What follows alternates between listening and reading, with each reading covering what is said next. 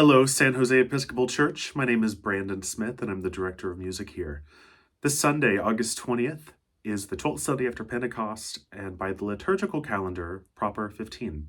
For us, it is also the blessing of the backpacks. So this is a day when we invite our students, teachers, faculty, staff, all to bring their bags with them to worship.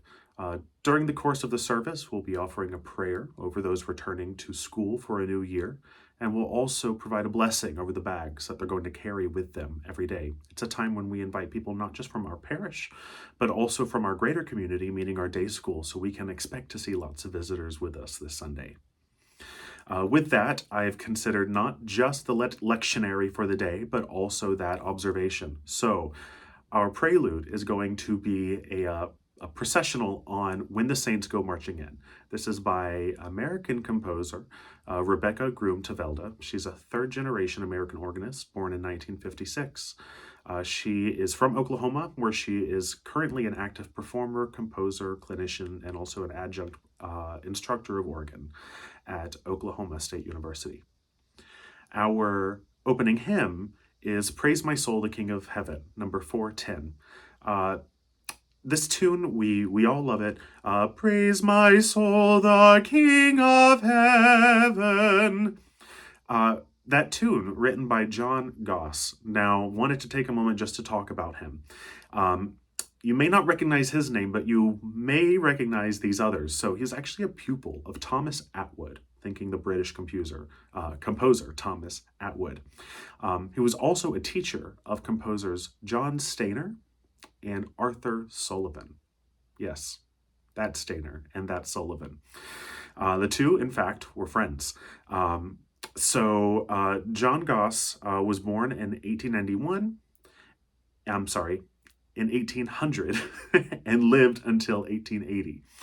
From 1838 until 1872, he was organist and composer at St. Paul's Cathedral in London.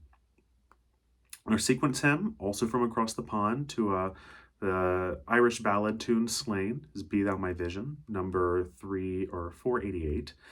And our offertory is a hymn, actually, going to be sung by the choir. The text is, There's a Wideness in God's Mercy. Now, we've sang a few different tunes to that. A few weeks ago, we sang tune Beecher. This week, we'll be singing the tune St. Helena. So Calvin Hampton, remarkable composer of not just hymns, but also organ music and choral music, was born in Pennsylvania, raised in Ohio, but it was actually in Manhattan where he made a name for himself. He was a leading organist and composer of sacred music. From 1963 to 1983, he was organist and choirmaster at Calvary Episcopal Church in the Gramercy Park neighborhood in Manhattan.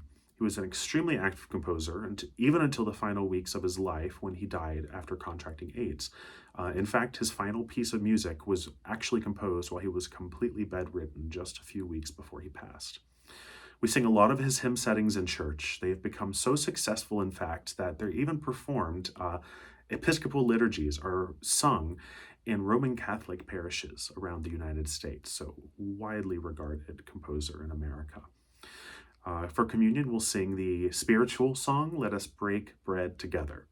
For closing, we'll sing the beloved Joyful, Joyful, We Adore Thee, music, of course, by Beethoven, the Ode to Joy tune. And for closing, I'm going to play a fun little piece by John Rutter. Many of you have heard it before. It's called Toccata and Seven. Toccata meaning to touch. So it's a fast, sprightly little piece. John Rutter was an English composer. Many of you will recognize his music. He was born in London, celebrated across the world, especially in the United States. He's known for composing in a bit of a crossover style that's beloved by many. You might consider it reminiscent of the music of Andrew Lloyd Webber. On the other hand, he's also contested by many because folks just feel like his music isn't that serious, or it might be considered frivolous in some way.